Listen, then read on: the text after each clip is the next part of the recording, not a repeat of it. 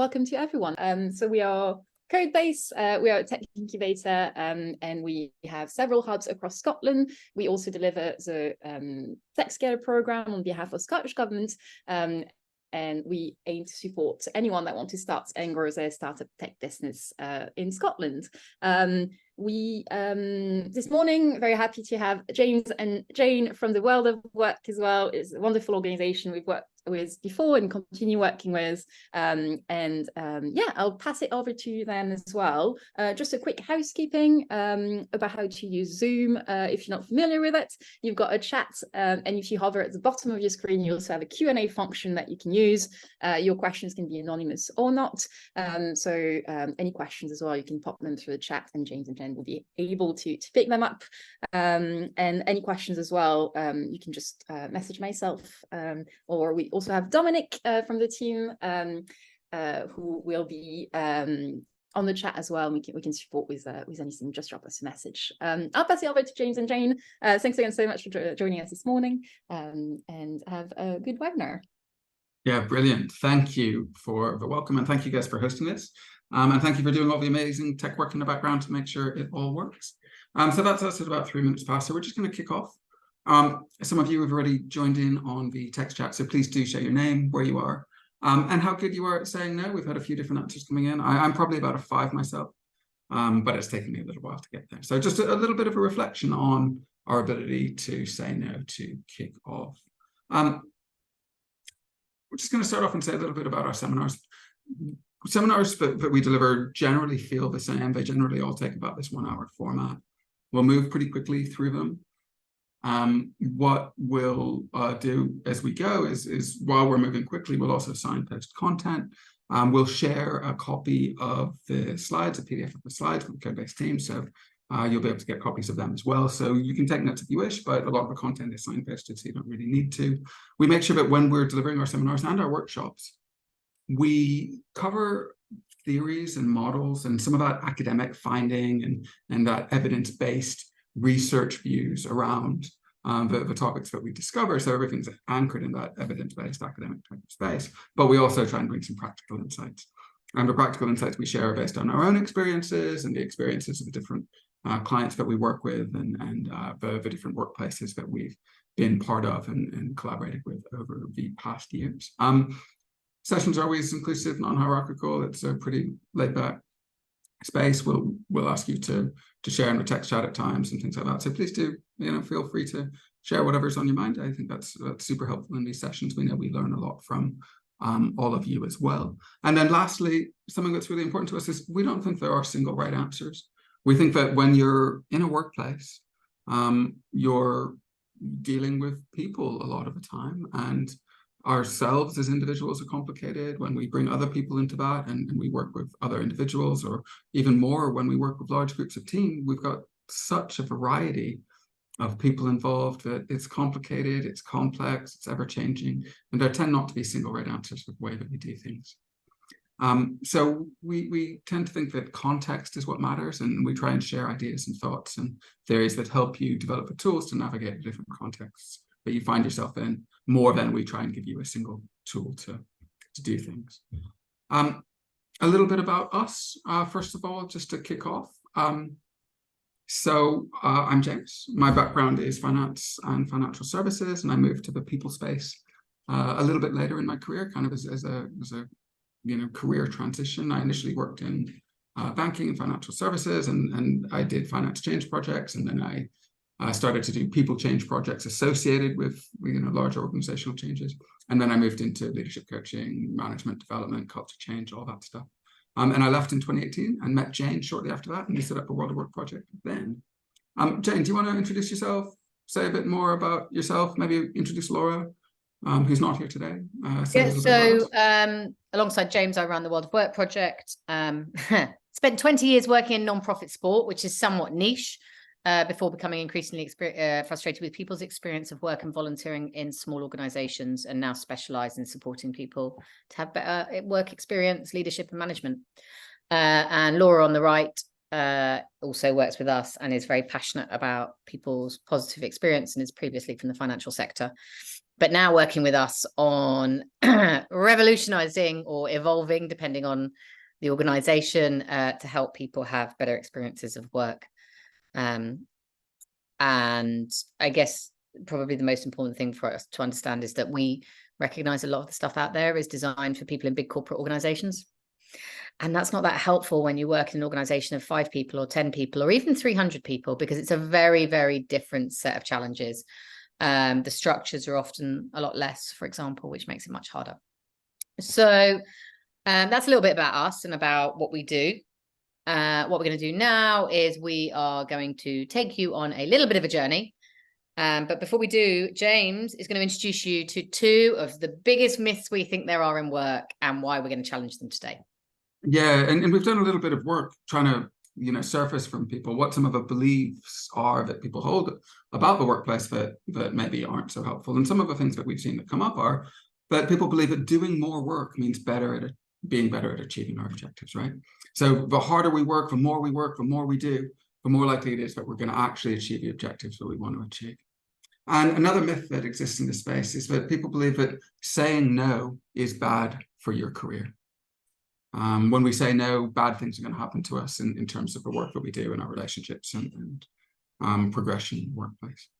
And we're confident with both of these myths. We think that instead of doing more, what we need to do is we need to understand the demands we have, to prioritize, to manage them effectively, and in doing so, improve our ability to achieve our goals. And part of the reason is every time we do something, we sacrifice the opportunity of doing something else. So there really is an opportunity cost to simply doing more work. And so that's unhelpful. When it comes to saying no, what we find is that actually saying no isn't bad for your career. When we look at individuals who manage their boundaries well, say no to some demands that are less important, focus on the things that are more important, then a couple of things happen. We find that these individuals and the teams that are good at this are better able to achieve their core objectives and what matters. They're better able to thrive and maintain their well-being. And actually, somewhat surprisingly, they tend to often receive more respect from other individuals for their ability to say no and to own their deliverables and to manage what's asked of them. So those are just 2 myths we want to call out. It's a myth that doing more work in itself means being better able to achieve your objectives, and that saying no is bad for your career. And we're going to jump in and explore a few more things that will help you think about this in the next few minutes. Jen, how are we going to structure today? Yeah, so for today, for the next 50 minutes or so, we're going to talk about what the demands are that are placed on you. So we're just making our way through the welcome. And one of the things that's really important is to challenge the right types of demands in the right way, to give you a structure and to make you feel like you can be confident about you doing that. So it's helpful to understand what the demands are and how they show up for us, understand how we might go about challenging those demands, the act of saying no. We're going to talk a little bit about that. And we're also going to talk about a little bit about something that we often refer to as satisficing, which is the idea of choosing good enough. So there are certain parts of our work where the most efficient use of our time, energy, money, effort is minimizing the delivery we have so that we can maximize the quality and delivery we do elsewhere. So everything is about a balance rather than perfection, or figuring out where it needs to be perfect and where it doesn't. So we're going to talk a little bit about that before, as always, doing a 2-minute whistle stop summary of what we've covered, and then allowing you to get on with your day. So that's a little bit about what today's session is. Quite a lot to cover. We move pretty fast, as James said, but we are confident we will give you a whistle stop of all this content. We sure will. All right. So we're going to start off by looking a little bit at understanding our demands. Now, to be able to manage our demands and to understand when it's helpful to say no or to satisfy us, as Jane said, we need to understand the demand that's placed on us as individuals, or the demands that are placed on us as teams. And we can think about this by looking to some extent at the utilization, the amount of our available time that we spend over a period of time, right? So how much are we being called upon over time? And if we're fully occupied all the time with the workplace demands that we have, then we're at roughly 100% utilization. In reality, in very, very, very few jobs would you ever have that consistent level of demand on you. Things change, right? Things change in the workplace on a regular basis. And generally what we'll see is that our demands, the amount of time it takes to do the stuff that's asked of us, goes up and down. We've got peaks, we've got troughs in pretty much every job that we look at. Now, we know a couple of other things as well that we explore more in other sessions, but that we'll touch on here. We know that if you get above on a regular basis, something like 120% of your demand being asked on you, then bad stuff starts to happen, right? So if you're overstretched for a protracted period, you'll start to see reductions in mental health in the team. You'll start to see burnout in the team. You'll start to see these human costs in the team that diminish the experience that individuals have. But you'll also start to see really, just not good work impacts. So when people get to the space and are overworking, you'll tend to see mistakes. You'll tend to see sloppiness. You'll tend to see somebody not being CC'd on an email. You'll tend to see an increased need for manager review. You'll see an increased need for reworking. You'll see poor delivery of products. You'll see poor outcomes. And that stuff's bad for individuals, for the organization, and for customers and clients. So a lot of people are aware of that, despite some of the tech shouting about working 80 hours a week is just where it starts and all that. That's unhelpful narratives when it comes to people's real experiences and performance and work. We also know, though, and this is sometimes maybe a bit of a surprise to people, that if we get down below about 80% utilization, so if people are not experiencing enough demand on them, then you get another set of bad outcomes. People get bored. The amount of time it takes to do stuff expands to fill that space. People's motivation diminishes. They don't feel valuable. Their delivery can fall off. They can become sloppy. And again, bad outcomes happen. You're underusing your resources. You're making mistakes. You're delivering things that aren't good enough. So we don't want to end up in either of those spaces. Instead, we want to try and maintain our demands for us and for our teams in this optimal space here, where we have an ideal amount of utilization, an ideal amount of pressure, an ideal amount of performance. We tend to get peak well-being and peak motivation in space. So that's kind of our objective when it comes to demands. But we also need to understand that actually, once we've moved into this space or in trying to move this, we need to understand what the demands are so that we can try and get them into this space. Now, when it comes to understanding demands, we can think about this a little bit. And one of the tools that we think is helpful for thinking about our own and our team demands is to think about grouping demands into certain types of characteristics, to some extent based on the ease of predicting their probability and how long they take. So when we look at the demand placed on our teams and ourselves, we tend to have what we refer to as runners. So these are repeatable tasks that we do on a really regular basis. We know how to do them. They're easy to plan. They're easy to predict. They're easy to estimate the time impact of. They're easy to schedule. And they tend to be low risk when we think about their variability of demand they placed on us. So runners are a core part of the demand that we have. We also have repeaters. And these are things that we do on a fairly regular basis, but less frequently than runners. They're a bit less consistent. We sort of know the parameters, but they might be harder to plan, harder to predict into the future, and have a little bit more variability in our ability to pin down how much time they actually take for people. And those two demands that we have on our teams are the ones that we kind of like from a planning and an understanding demand perspective, because we've got the most ability to plan and understand and schedule them, and in doing so, the most ability to map out work so that people are more at this 100% level than anywhere else. But every team has what we talk about as strangers, but some people will talk about as unplanned demand and things like that. And these are something that we have little experience of. We know it can be done, but it's harder to plan and it's harder to estimate.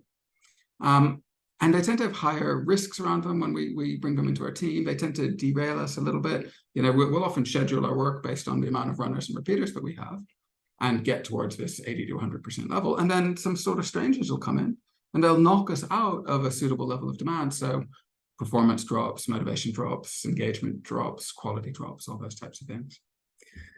And something just worth touching on is one of the cognitive biases that exists out in the world is this concept of planning fallacy. And what this means is pretty much everybody underestimates how long it takes to get stuff done. We just are bad at predicting time. And when something's a runner, we've done it loads, and we kind of know realistically how long it takes. When it's a repeater, we've got a better sense. So we tend to underestimate it, but not too much. But when it comes to strangers, we're like, yeah, I'm going to like knock that slide deck out in, 4 hours. And then 3 weeks later, we're still working on it because we've totally underestimated the amount of time it takes. And that's a well-known cognitive bias called planning fallacy. So as we go from runners to repeaters to strangers, we tend to get worse and worse at predicting the impact that these things have on our teams. So when we're trying to understand the demands that are placed on us as individuals and our teams, we just think this is a really useful tool for starting to think about what soaks up our time and demands. So we're just going to ask you to take a minute and reflect for yourself a little bit and try and think about how much of a work you do retrospectively, looking backwards, not looking forwards because you'll get that wrong, but looking backwards, how much of a time, perhaps over the past few weeks, have you spent on runners? How much have you spent on repeaters? And how much have you spent on strangers? And we'll just give you a minute to do that. And then obviously, the more time you spend on runners and repeaters, the more confident you can be at predicting the demand placed on you. The more time you spend on strangers, these things that drop onto your desk or that you haven't done before, the harder it is to predict.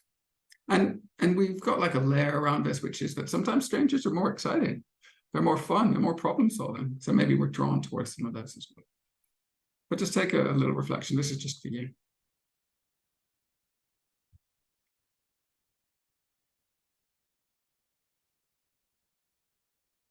And while we're doing that, Jen, where do you think we are as a little team on runners, repeaters, and strangers? Well, I was just writing an essay in the actually, because we teach this kind of stuff a lot, and then sometimes because there's two of us, you find yourself thinking about it rather than teaching it. And it's just occurred to me that the reason I've been so stressed lately is I've had lots and lots of strangers and runners. So I've been bored with the runner stuff because I know how to do it the back of my hand. And yet I've been really poorly predicting how long it's going to take some of the newer stuff. And so I've had this really weird mix of having boring tasks that I don't want to do. So I've not been motivated, but feeling like the stranger stuff, the new stuff has been quite hard to navigate. And that it's kind of taken me longer, and I've ended up working a lot later than usual. And I hadn't realized that until about 5 minutes ago. So as always, it's a pleasure to listen to some of this and just take a moment for ourselves. But it can be really helpful. It's also, for those of you that manage people, it's a really, really wonderful way to explore with people how much they might be experiencing challenge in different ways, because all of them present different and unique challenges to the balance of your work. Yeah, and they all can be challenged, right? That's one of the things we want to do, is we want to be able to challenge to get back to where we are. And it's your point there about the share of strangers and startups is high. It is. And one of the things that, we work with a lot of organizations that scale.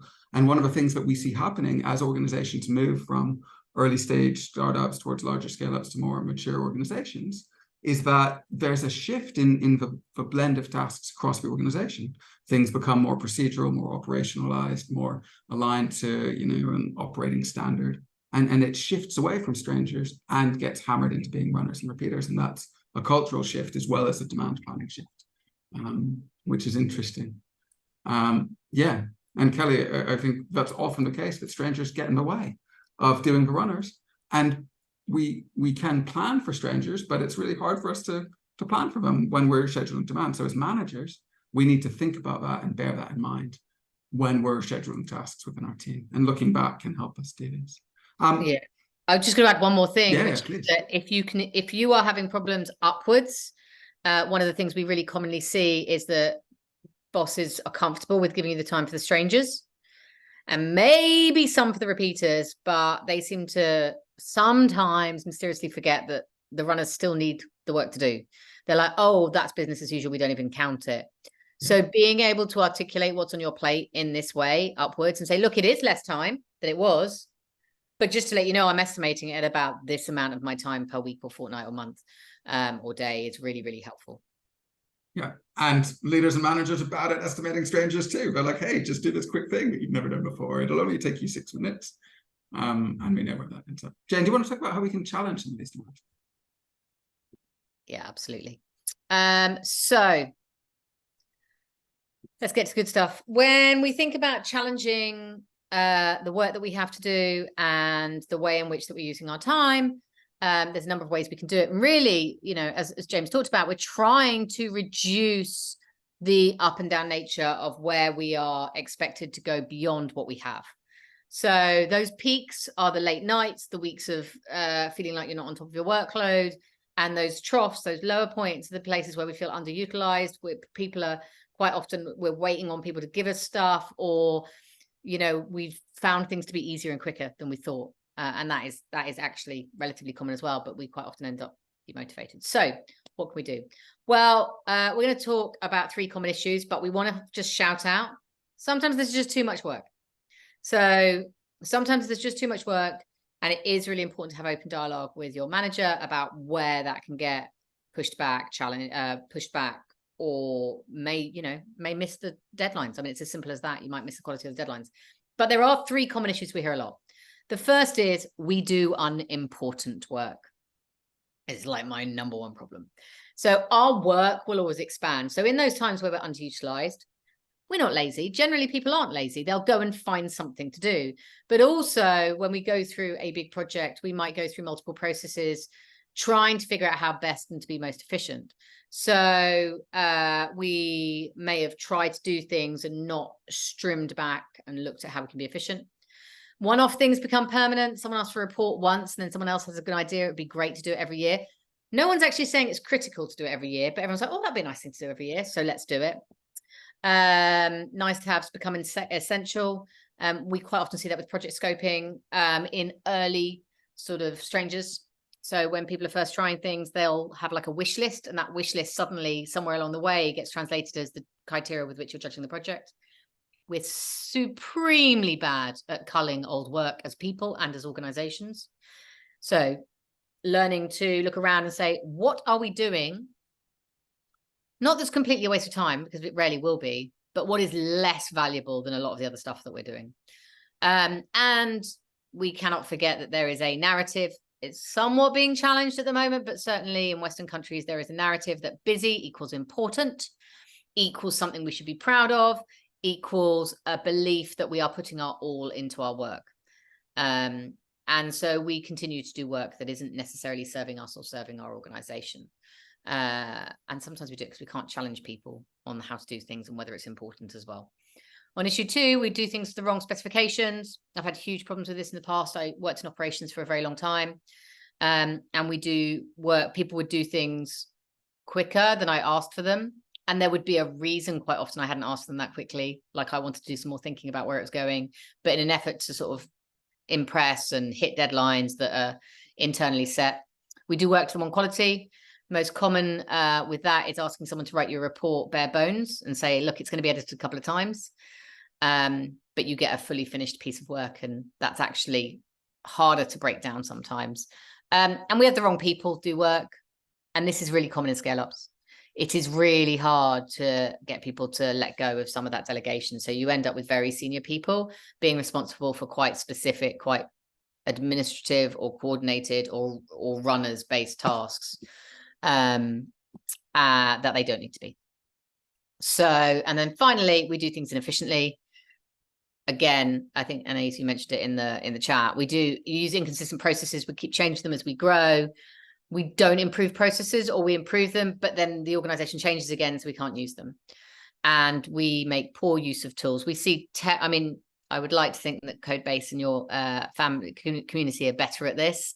But generally, we find there's some lovely stats out there, like people who have access to Teams or Google are only using like 10% of the functionality.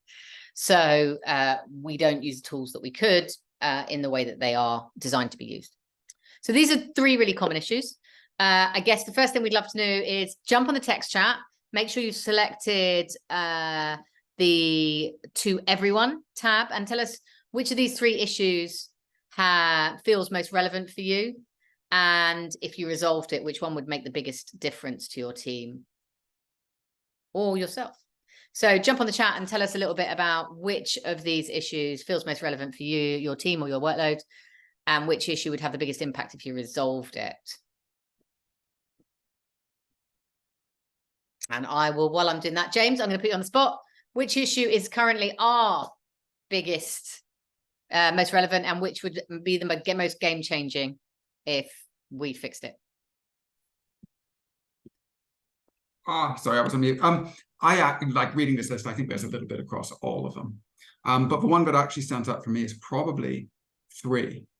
I think that's probably where we are at the minute. Just as we're growing as well, we're just not doing things we're kind of reinventing the wheel every time we do things.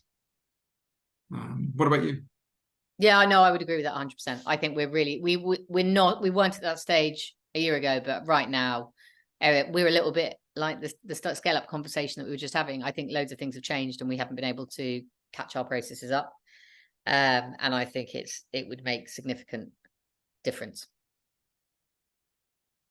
Yeah. So feel free, jump on the text chat and tell us which of 1, 2, and 3 feels like the biggest, and which would you dream if you had a magic wand of fixing, because it would have the biggest impact. Yeah, and I think that's the point that you raised there about not taking pride in being super busy, of that not being part of your culture. That's something that we've definitely seen across Codebase. I've sort of picked that up from you guys as well. Yeah, so that's interesting to see, and we know that the move to things like 4-day working week is a big sort of cultural shift in workplaces is a big part of that, which is great to see.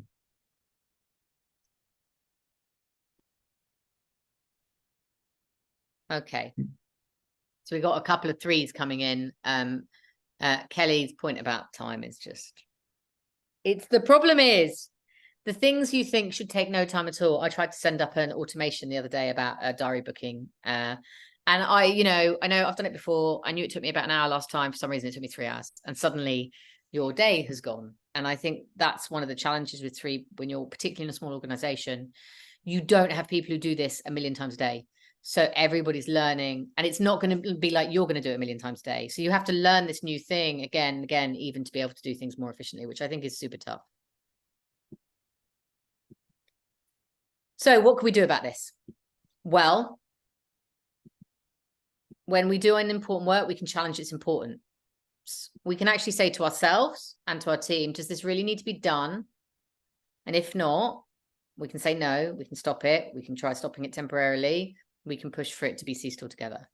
When we're doing work that are on specifications, we can be much, much better at challenging requirements and gaining clarity. So when I now delegate pieces of work or I'm speaking to other people, I will be absolutely clear. I want a rough draft. A rough draft is about a page long with some bullets, and don't worry about a punctuation check. Being really, really specific about what level of quality it is and actively asking if people don't give it is so, so important. And then finally, for the one that a number of us have pointed out around doing things inefficiently, what can we do? We can challenge the processes.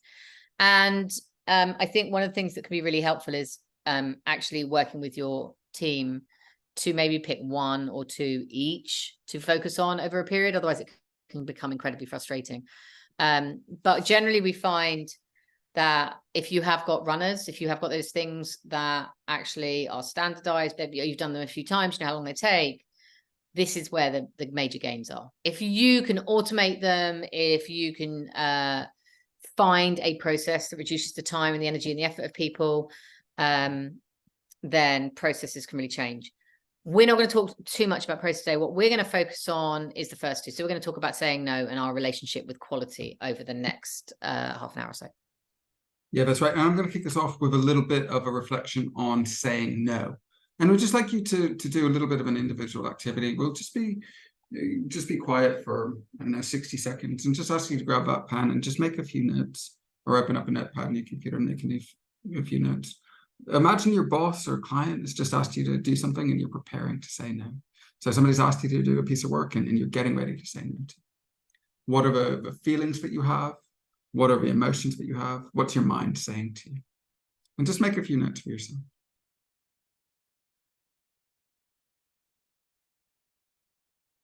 Okay, in a second, we're going to go on and talk a little bit about saying no. Just before we do that, though, Jane, we ask this question quite a lot and ask people some of their thoughts and feelings when it comes to saying no. What are some of the thoughts and feelings that you see coming up more commonly when we ask people to share these thoughts and feelings? Guilty, dreading it. I tend to use the word stomach tied. So I tend to get this anxious knot in my stomach, disappointed in myself already before anyone's even told me that. I occasionally, if I'm really clear about how I'm doing it, I actually feel pretty good about it, because I'm quite excited about like doing it well, but it is far bigger, like far more likely that I'm going to feel like I'm letting someone down, and that I've somehow failed to be able to, someone could say, come in and say, can you rebuild me Queensferry Bridge, right? They could absolutely say that to me, and I would still, if I had to say no, I can't do that, there's a little part of me that says, why can't I make that happen for you? Because some of us are just wired to want to be able to do that. And I think we hear that a lot. We hear that a lot from very, very experienced, senior, capable people. We hear it even from CEOs who have to say no around budget growth and stuff like that. That they will still say, I don't show it, but I will basically feel like I failed the organization if I can't give them the tools that they're asking for. Yeah, it's definitely something that needs to be worked on. So why is it hard? Well, it's hard because of a lot of the things that Jane's spoken about. So there's fear of conflict. We don't want to go into this space where we might be uncomfortable, where we might disappoint others. We often want to feel, unique, feel that we can do all this stuff. Sometimes work feels like a gift. We're like, oh yeah, I'm totally able to do that. We want to do that. And sometimes there are external norms within our organizations that make it hard for us to be the person that says no. So there are all kinds of reasons that hold us back from doing this. At the same time, though, when we do say no, it's a really powerful thing to do. And we've touched on some of this earlier, but we know that when we say no, we are helping ourselves, we're exerting autonomy, we're managing our boundaries, we're improving our well-being, we're preventing burnout in the future.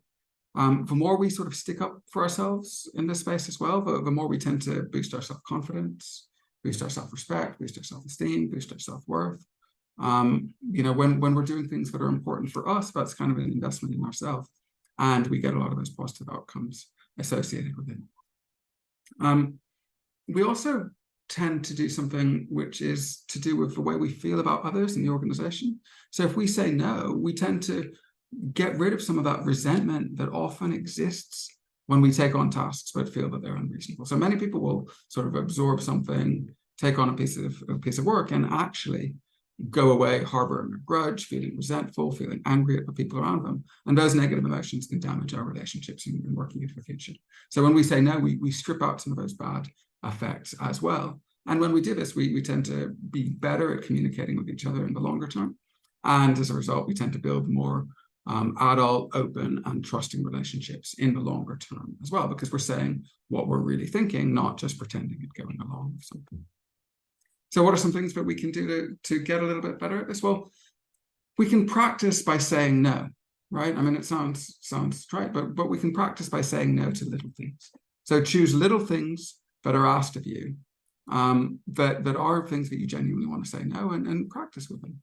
And see what it's like to be in that conversation of saying no to somebody. You can learn how they respond when you say no. You can learn how you feel. You can recognize those thoughts and emotions. You can get better at predicting how it will feel for you to say no, and better at sticking to your belief at saying no throughout that process as you look to say no to bigger things as well. Another thing that you can do is you can start to create space before you say yes. There's a great starting point for this. So instead of saying no right away, what you can say is, let me get back to you. I tell you what, I'm going to go and check some other things. I need to check my schedule. Let me look at the team's demand. Let me see what else is in the inbox, and create some of this space before saying yes to something. And that can be a good starting point because it gives you that sort of partial no in the beginning, that not right now piece that gives you some of that experience, helps others around you recognize that you're not saying yes right away, and can eventually make it easier for you to say no. You can make yes conditional. So you can say, oh, yes, I'd be very happy to do that, but I'm going to have to delay this other thing I'm doing. Or I can do that on the condition that maybe you give me some dedicated resource to help, or give me some of your review and advice time to make sure it can be done.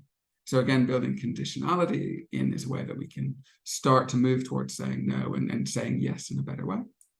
And another thing that we'll touch on in a minute is working within your team or in the culture of your organization to remove a default position as yes.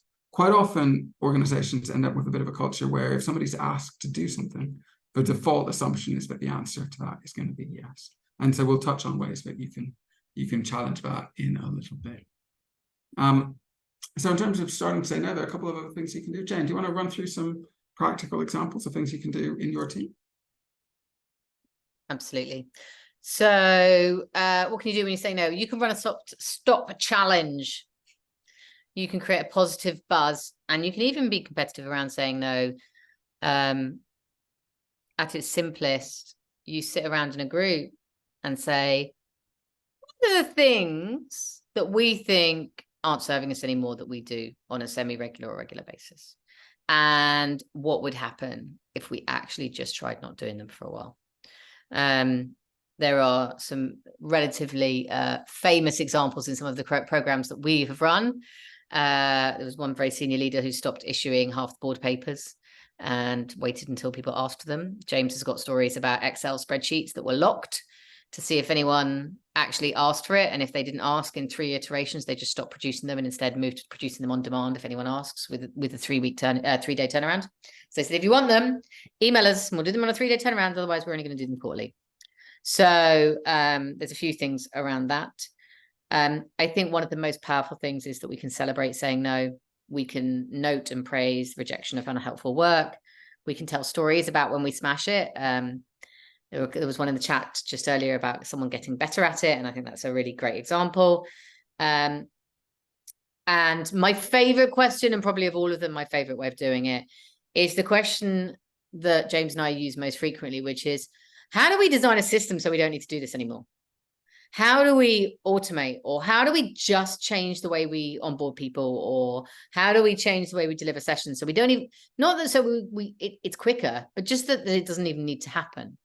And for me, having that conversation and creating space and time, even in very challenging environments, to do that is really powerful, especially with teams you really need to develop because the organization's growing.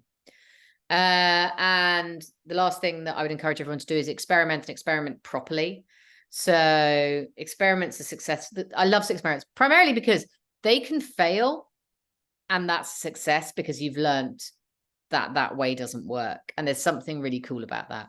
So when you, I don't know, try no meeting Wednesdays, and theory is it's going to improve your productivity, but it doesn't, right? And everyone says, you know what, it didn't really work for me. You still learn that's not the thing that works. So you've still had some success from it. But we get hung up on policies, and we get hung up on this is the way we're going to do it, rather than saying, you know what, we should just try for a couple of weeks to do it this way. I have a CEO friend who tries stuff over the summer, and he uses it as a way to try stuff when people are relatively out of habit anyway. So over the summer holidays, when lots of people are away, they'll try the odd different meeting technique or communication technique or tool and see if it's got legs to try it properly. And then there's a lot of things around that trial that can really, really help. But exploring it together as a team and just trying 1 or 2 can be really powerful. And then probably the biggest thing that I would mention in this space is task acceptance, which is both a mental trick, and it is a bit of a trick, which I love, but also a very practical process that will help leaders and managers and help you manage them. Task acceptance is a mental, verbal, or physical acknowledgement of the task and a freely given agreement that the task is our responsibility to complete. So if James sends me an email and says, Jane, can you do a bid or a proposal for Company Z? I haven't articulated task acceptance until I have at very least mentally looked at that email, read that email and thought, yes, this is my job to do and I'm going to get it done. Ideally, it's even more than that. And that instead of James sending me that task, he sends me a task saying, can you accept this onto my list? Can you accept it onto the list in the time and the detail quality specified? And I go back and say yes. Now, it might not be an email, it might be a text, it might be a thumbs up, Doesn't matter. The point is that mentally I have gone from seeing something on my list and accepting it as mine to complete. And it can be formal, informal. The massive change is it shifts the norms for people. So it shifts what's normal. What's normal is people send you tasks and you automatically put them on the task list without necessarily having to acknowledge them.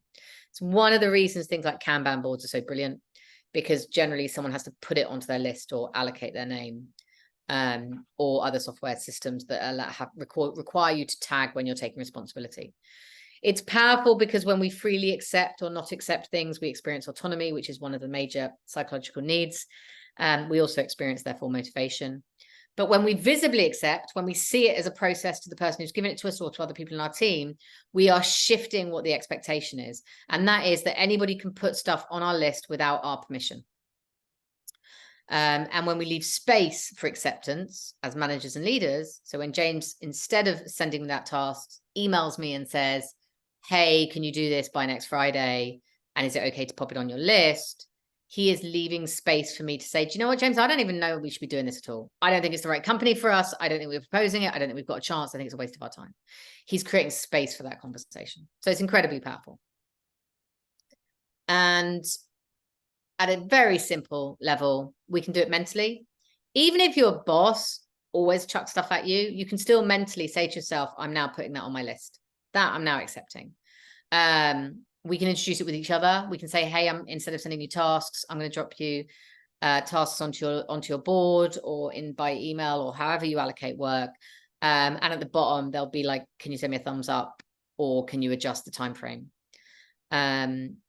We can do it in our projects by having much more structured approaches to it. So actually having to require people to drag things onto their board or to accept things from other people. And if we're really brave, we can even introduce it into our hierarchy. We can introduce it to a place where even though someone might be project managing or line managing you, there is an acceptance within the organization that is your choice and your right to challenge tasks as they are put to you as to whether they are effective, useful, best, and whether you're the right person to do them. And that creates space where people can challenge and have much more open conversations about the value of the work, which is just a great place to be most of the time. Brilliant. Thanks, Jane. And task acceptance is definitely something that as managers, you can start to bring to life into your teams. You can shift those norms. You can discuss with your team members how task acceptance will work in your team. You can speak to your bosses as well and talk about the importance of this and the levels of ownership and accountability that are imbued in people when they genuinely accept a task and all the motivation and good outcomes that come as a result of this. We're just going to jump on now and move on towards the last part of today's session, where we're going to look at this idea around choosing good enough. So choosing good enough. And we talked about this at the beginning of the session when we start to challenge some of the times that maybe we can do work to the wrong quality, to the wrong standards, to the wrong times, all those types of things. And we just want to ask you on the text chat to share a couple thoughts. When you hear the phrase good enough in terms of work quality, what does it mean to you? How do you feel? What are your sort of emotional responses to the phrase good enough? What does good enough mean to you? How do you feel?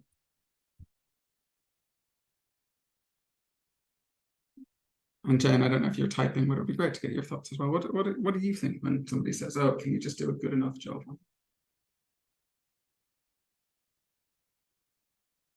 Not good enough. It's the worst phrase, right? But the truth is, for a long time, I was the worst possible example of this as a manager and a leader when I was working in a small organization. You know, if people did good enough, I would literally be, well, that's not good enough. Yeah. So I don't believe that, but it's wired. Like, that's my first reaction. And I think that's really hard because good enough now should be in my head about best use of time. Yeah. Good enough is like, am I maxing out the value of my time and effort? Yeah. That's what it should be. Yeah. Yeah, I feel the same, right? Good enough makes me feel that I'm letting people down, not representing myself well, not doing something that really is as great as I want it to be. And it can be an uncomfortable place to be. So with that, we just want to introduce a couple of concepts, and we think that there are a couple of ideas that are worth thinking about that join together here. in this space. So we've got this idea of maximizing. And when it comes to this comes out of sort of decision economics and that type of space. When it comes to maximizing, what we're really trying to do is we're trying to get the highest possible level of something. When it comes to work perspective, this might be delivering the best quality. When we're making a choice around consumption or buying something, we're kind of trying to buy the best product, find the best, most optimal thing that we can do. And in some instances, maximizing and delivering the best quality is the right thing to do. But we also have another phrase here that comes up a lot, which is about satisficing. And this is about choosing or delivering from the available options so that the acceptability criteria is met.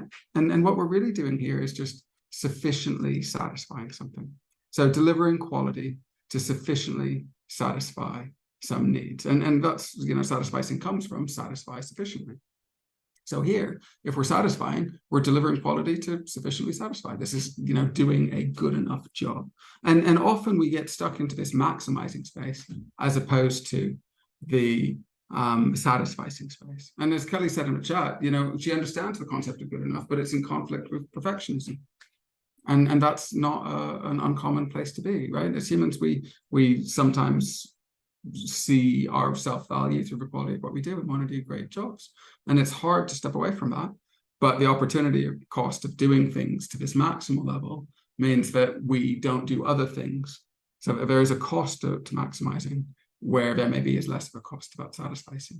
And it's hard to do that. And it's also worth noting that in some situations, to sufficiently satisfy needs means doing the maximum, right? So there's some instances where doing the maximum is just necessary. So for example, in certain healthcare spaces or operational safety areas, places like that, we just need to get things perfect. That's not the case everywhere, but in some cases, that's absolutely the case. So we wanted to introduce those concepts to you. What we're going to do now is give you a chance to think about this a little bit in your own terms. And we're not going to ask you to, share back at the end of this. This is just an activity for you to reflect on your own. And this is where we're going to ask you to grab a pen, grab a piece of paper. And what we're going to do is we're going to read a series of questions to you and just ask you to write whatever comes into your mind for the sort of 45 seconds that we have each of these questions up on the screen for you. And this is just to get you thinking and reflecting a little bit and thinking about how you might be able to make some changes in your own workplace as well. So write whatever comes into your mind. Don't filter, don't correct, don't read back. You can reflect on this later. This is about surfacing your thoughts. So the first thing we'd like you to write to is, we often celebrate going the extra mile. For your work, is good enough good enough? Why? For your work, is good enough good enough? Why?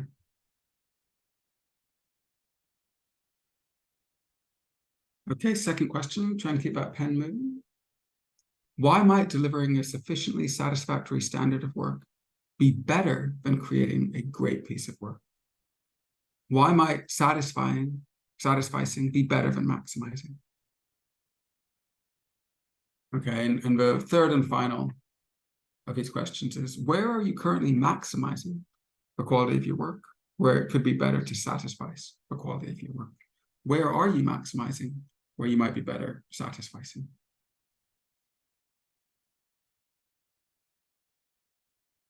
Okay, you can just finish up what you're writing there.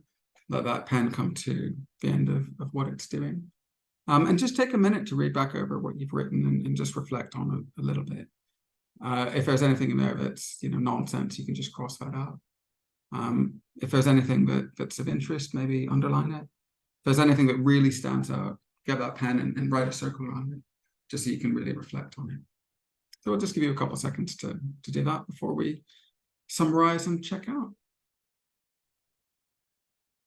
All right, brilliant. Jane, over to you. Do you want to lead us out? Absolutely. So as always with any World of Work project seminar, we'll just take the last minute or two to summarize what we've shared with you and reflect. So what have we talked about today when we've talked about managing demand and saying no? Well, the first thing we've done is said that there are some unhelpful myths about the idea and concept of saying no. And the truths instead that we'd like to replace them with is that we need to understand the demands we have and manage them effectively to achieve our goals. And we need to manage our boundaries and say no to help us achieve more and thrive. When we talked about that, we then talked about thinking about classifying the work that we do. So let's have a little look at what we talked about there. We talked about this idea of runners, repeaters, and strangers, and understanding that those different categories of the work that we do, whether it's a task or a project, can significantly change our accuracy of how we predict the workload that comes alongside it. And it changes, therefore, how good we are at utilizing our time and our effort and our energy and our resources. So we talked a little bit about what the issues are there, and we talked about doing unimportant work, doing work to the wrong specifications, and doing things efficiently, and how all of these give us space to improve, but also that they show up in different scenarios with different circumstances. We talked particularly about learning to say no, and let's have a look at what else we've covered. So we talked particularly about saying no, some of the things we can do in a team that are practical, stop challenges, celebrating people saying no, really praising people when they prioritize the right things and they choose to deprioritize things that are not serving the team or the organization. And we also talked about the idea of how we might just not do the things that aren't serving us for the moment and experiment a little bit. We talked a lot about task acceptance and how powerful that is, and how when we freely accept a task onto our list, truly mentally go, yep, that's mine, I'm the best person to do it, I'm going to get it done, we're much more likely to be motivated to do it. And then finally, James talked a little bit about maximizing and satisficing, and what is good enough, what is its place in our decision making, and how do we challenge some of that. And it links a lot to, we talked about the doing work the wrong specifications. It links a lot to challenging a little bit what is our best place time. I've seen infinite numbers of proofreads on first versions of policies and documents, and I'm always a little bit blown away that people do it, given that it's going to get rewritten at least 3 times and it's not going externally. But that is quite common and is not always the best use of everyone's time. So there you have it. There is a whistle stop. We, as always, hang around for questions. I might suggest, after saying thank you, that James actually puts that last slide up to prompt any questions that you've got or any thoughts. I don't know if that's helpful, but otherwise, we look forward to hearing any questions you've got, and we hope you enjoyed and found some of that useful. James? Yeah, and we'll be, as I said, we'll share the slides with the Codebase team, so you'll be able to get copies of them from them. If you've got any questions, please do share them. Otherwise, hopefully we will see you again at another session in the future. It's been a pleasure, and thank you very much. So thank you, everyone.